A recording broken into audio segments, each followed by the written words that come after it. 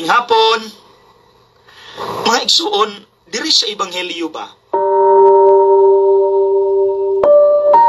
Nganong migamit man ang atong Ginoo og imahe sa usa ka yok or yugo?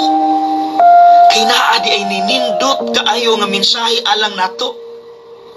Kini di ang farmer, kung mag-train siya og bag-ong karabaw unsaon pagtaro, partneran sa siya og katong maskaraan, swito sa trabaho, ligon, mas kusgan ug mas mature nga kabaw.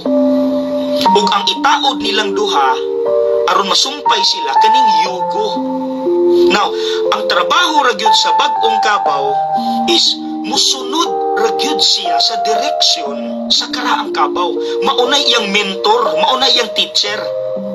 So unsa kahinaya, unsa kapaspas, musunod ra gyud siya, di gyud siya musimang. Kay kun musimang siya, dali ra siyang kapuyon, matumba siya ug maapektuhan ang trabaho. So kay trainor man ang karaang kabaw, mas bugat, take note, mas bugat ang iyang gipasan kaysa sa bag-ong kabaw. Ninduta man di ay na. Mao di ay nga, diya nato masabtan, si Kristo nagpahinumdum nato. Kuyog lagi nako, sunda lagi ko. Ayaw gyud og simang nga magbuot-buot kag imo. Kay pag-abot sa problema, tumba gyud ka, luya ka, di ka kalahutay. Kuyog nako, kay tabangan ta ka og pasan. Mao siguro mga igsuon, nga daghan nato, mga igsuon diha, nga pag-abot sa problema, discourage dayon. Kay posible basin gabuot-buot.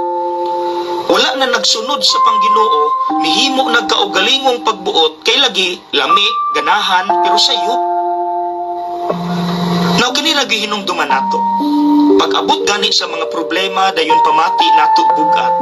Hinungdumi, that is just 20%. Ang 80 nga ikaw pod untay mo pasan, gitabangan ka ni Lord, siya'y gapasan.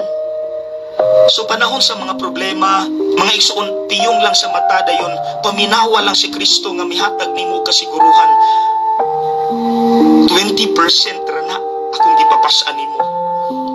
Gitabangan ta ka ako'y nikuha sa 80, ikaw imuha unta di tanan, aron mapabati nako nimo nga kaya lagi nimo ang pagpasan sa imong mga problema. Kaya nimo silang atubangon. Ayaw og give up kay giubanan ta kag pasan.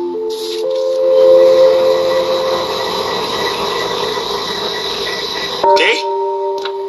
God bless.